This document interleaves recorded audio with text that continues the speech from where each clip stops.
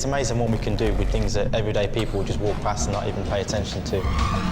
We see the world differently. We see it as our playground.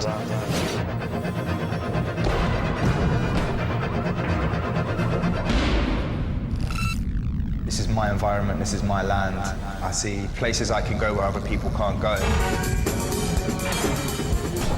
And sometimes you feel like you've been given this ability to move through your environment like a video game character and like an action hero.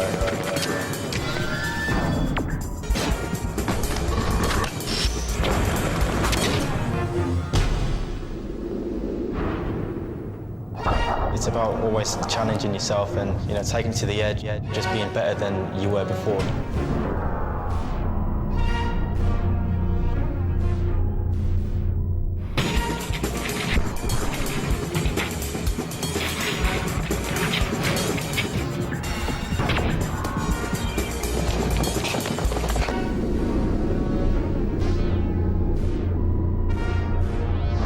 This is my canvas, my passion. This is my 9 to 5. This is what I live for.